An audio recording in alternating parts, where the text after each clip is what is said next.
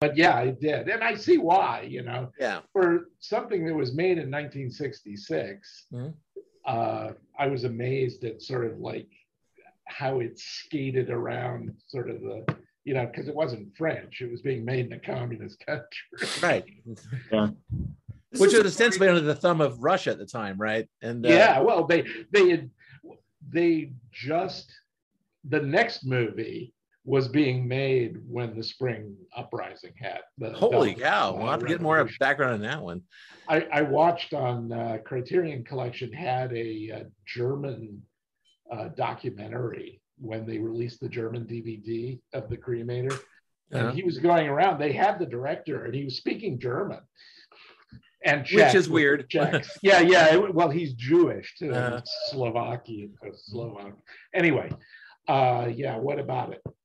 I thought this movie was light and sort of charming, and it reminded me of other great sort of workplace comedies like Clerks or Cashback. Yeah. Till it takes a turn. It does. I don't know. Kill himself. I didn't quite believe it, Well, this movie has a couple of instances where it sort of pulls the rug out from under you because it sort of lulls you into thinking it's going to continue down this sort of borderline goofy coming of age. It's got that weird thing that a lot of like non-English speaking films have. It's all about this quirky stuff that happens in a small town full of quirky people. Yes. Like Cinema Paradiso and a couple others I can think of. They're all characters, basically. Every town's a character, and they all kind of like gather around with one purpose. And then surprise Nazis. Not Nazis come. Well, it's kind of nice because the most of the film are just talking about them. They're not showing up and shooting people in the head. Yeah, that happens later, but it's like until they do. But it does thread a line that I thought was pretty interesting. That it sort of pathos to comedy and back to pathos a little bit, but it never drops. Like you don't wallow in misery for that long before it's back to something funny. Mm-hmm. Right? I did actually find that the acting was great. I mean, the main character, this guy, like he's got some great face acting. He does, right? He does. He was like a singer. He had never acted before. Right. At times, this movie is almost like borderline hot. Yeah. And I think it's Tom Holland type dude who's like, kind of like, comfortable in the screen, kind of doing this thing. It's interesting stuff. And I don't know, man. It's like film is about this guy who likes this girl who's a conductor, and they get together, and he has a problem, issues, and it's such a bad problem he tries to kill himself. Yeah, I guess that was how it was. That's the gimme. I think he more tries to kill himself because he thinks he's ruined his chances with her. Less about premature ejaculation and more about the fact that he thinks he's never going to be able to be with her. Yeah, that's right. I think you're absolutely right. And for some reason in the beginning, I got like Wes Anderson vibes. Like I wouldn't be surprised. I wouldn't be surprised if Wes Anderson is a big fan of this movie. Yeah, I kind of bounced through sort of film history, thinking of indie films as I was watching this, and realizing that all the stuff that I thought was so fresh when I saw like Jarmusch's Stranger Than Paradise. Oh yeah, or even going back to the 70s, like movies with Bud Cort in them. This guy reminded me, his affect or lack of, maybe kind of Bud Cort. Oh, just a guy who just kind of like walks through things. Nobody in this movie, not unlike Harold Maude. Nobody in this movie knows they're in a comedy. It's just sort of deadpan, right? And at first it put me off, and then as I got with it, I was like, oh, okay. I had things I could relate to it, and I got into it, and I ended up being charmed by it as well. I think the station master who's covered in bird shit all the time might know he's in a comedy. Yeah, right. Yeah. Interestingly, when I watched it, I watched the first half of it. It was like, this is kind of amusing. Or again, it reminds me of Cinema Paradiso and a couple of independent films. So it was like, I like this quirkiness. So I got to about an hour and I turned it off. And then I came back the next day. Whoops. Exactly the point where they talk about the SS train showing up. The tone of that part of the film, completely different than the first half of the film. Yes. Yeah, it was still kind of completely different. It's just that's hanging there like the sword of Damocles. It's there weren't really stakes in the first part of the film. Yeah, I mean, they start talking. Because they also have the Inquisition there, whatever the trial is. That was hilarious. The rubber stamps. Oh my God, that was the absolute best. And I love the woman who played her mother is just like going through talk about face acting. She's like, they uncover her ass for the judges. And all the judges are like, they come in to like. They walk down and they come down off their pedestal. Uh-huh. And, let's get this censored on Twitter. Have you read Soldier Schweik, The Adventures of Soldier Schweik?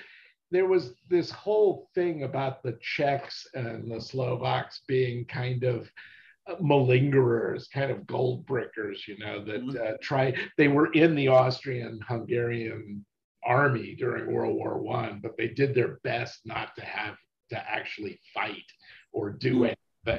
And it seems like the whole town is like that, And my father retired at 48 just to piss everybody else off, Oh, I love that montage. Was hysterical. That was wonderful. That opening scene. It's like, I got to get this cush job. Yeah. Dad taught me that working hard is stupid.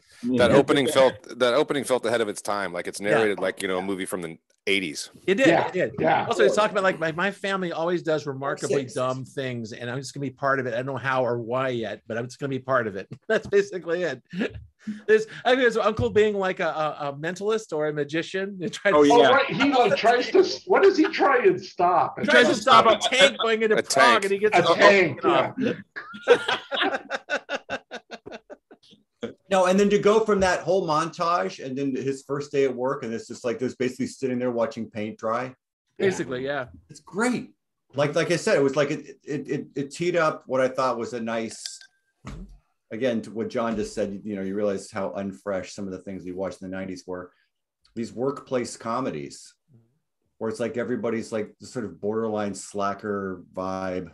Yeah. Into each other, and then somebody does something to make the day into. It sort of had the feel of Office Space too. Oh yeah. Office Space, like Empire Records or Empire, right? UHF. UHF, exactly. But then it reminds you what the stakes were. Yeah. And I thought it did so rather deftly. Oh, the way they portrayed the SS is just about perfect. They just came in there, just hands up, and no reason. No, nothing. They let him go because he's got those scars on his. Yeah, look at the scars, and the guy like the guy, the old SS dude. This old guy. Yeah, he just nods, and they throw him off the train. Well, because he's got suicide scars on his wrist too. Yeah. I did not see he's that. So that's something I want to bring up. This is another movie that starts with a credit to the company that did the transfer. Yeah. And holy shit, this it looks like it was shot 20 minutes ago. I know, it was pretty as hell. It's unbelievable how good kind of both movies actually. Oh yeah, both looked. Well, the second one looked amazing. This looked really, really good. Yeah. It's pretty good because it didn't have the contrasty film stock like the second one did, but this one looked really amazing. Not a single scratch on it. There's just beautiful stuff. Yeah, good point. I want to give big, huge props to the sound design for this film because you're in the office, you hear clink, clamp, these little things happening all the time. Ringing on. And dropping the bells, and they have to and they had the cranks up. It was just it felt so real. It felt so intimate in terms of like how they put that together. It was really well done. And I was a big fan of all the gadgets in the office there. That bank of lights that would light up. I guess that indicates. What the hell is that thing? I guess what trains are on what tracks or whatever. I think it's showing you which trains are on. Must be a train coming. Yeah. So there's, I don't know what it was, but I liked it. Me too. I want one in my house. There's a Tom Scott video where Tom Scott goes to a place in Germany where they train people how to be train conductors. And you have to learn how to do all the mechanical stuff because there's still a few mechanical stations out in the hinterlands on the lines. So it's a great video, and you actually learn what all of those levers do and how the light bulbs work and all of that stuff. So if you're ever interested in that, it's like a 10 or 12-minute video that he did. Like the big levers were for the semaphores, right? So and for switching the train they were for switching together, when they would switch the rail over, and also the semaphore would drop or raise to tell people where it was going. Which of course was the last scene of the film, which was a very weird. When it gets sad. When it gets really sad. You know, when spoiler alert, when the moment comes and he's got to drop the explosives, and he says, he's at this point he's finally consummated the relationship, and he had sex. For how happy he was! Oh my god, he was so happy. It's like, are you afraid? And he goes, no, I've never been so calm in my life. Of course, I just got laid. That was funny, but then of course it pulls that switcheroo again, and he actually gets like nailed as the train's driving away. They shoot him. Right. He stands up when the guards. He should have just stayed down, man. He should have stayed down. But at first I was like, did they have to do that? And then I started thinking about it after the film was over. They had to do that. Yeah, they really did, because the whole movie he was like, I don't feel like a real man. I don't even know what a real man is. Right. And when he finally does this thing, he steps up and does a really brave thing. That was cool. It's like you understand that. It puts all that conversation in context, where he's going to his commanding officer and he was going to the doctor and he was asking, what should I do about this thing? I don't know. It was the nice button on the end of that thread. It was. Yes, it was. And the doctor was the director. Oh, really? Oh, really? What else did this person do? Jiří Menzel. This director? Yeah, did this director do anything interesting after this? He's the agent that gets hired in the second movie. Oh, really? I didn't realize it until I saw it. I was like, oh, really? Well, it's a small film community out there. He started out as an actor, so it makes sense. This was his first movie. Right. I started going through the Wikipedia and clicking on the actors that are in this movie, and most of them are still alive. Yeah. Oh, that's cool. Yeah.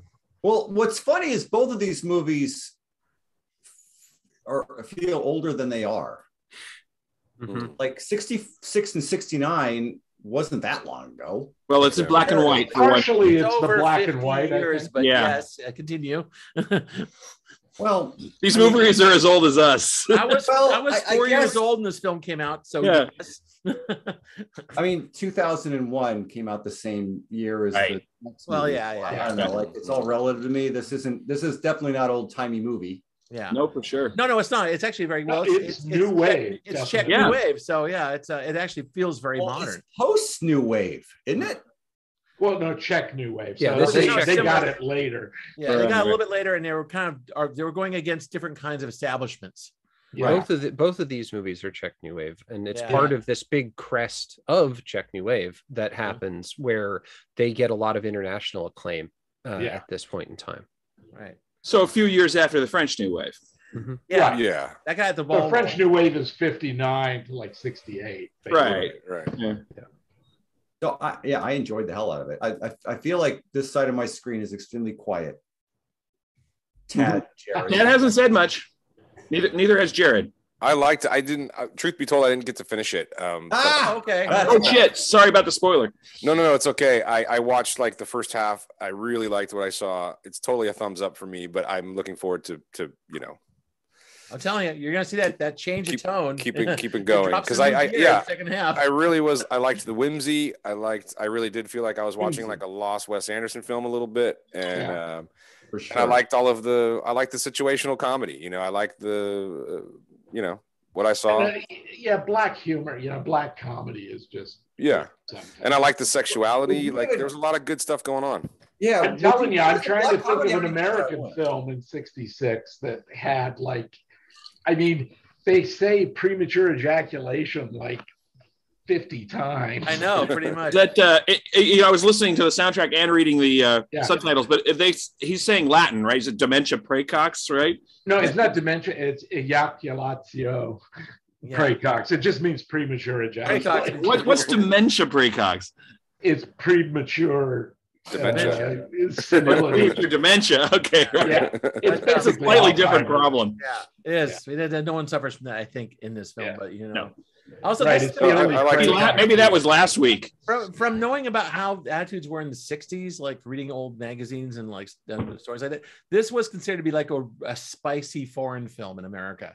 So, of course. Did you see something on trains? You said the girl's butt gets stamped. It's like woo woo. It's like it definitely had a kind of like prurient interest in it. That seduction scene like works. It's like it's sexy, it's funny, and it's really great. Funny as hell. And she was I love that character, the I guess the clerk who got their butt. Yeah. She was so droll. Chasing her around the office. It was really cute. She was wandering around, she's smiling all the time. She's like, yeah, I did that. So what? I had a great time. It was a lot of fun. Yeah. You see her now, she might have like a piercing. Her first job. Anyway. Wait, we need Tad's corner, I think. Tad's corner. Yeah. It's fine. Okay, well, wow. That's the shortest corner ever. It's like I don't really have that much to say about it. I didn't think it was super funny, but besides that, I thought it was fine. Okay. I mean, like John said, charming, and what I saw of it, that's a good word. Yeah. All right. Well, we could probably go to thumbs if you want to. Thumbs. I get an unqualified thumbs up. I get a thumbs up. That was really good.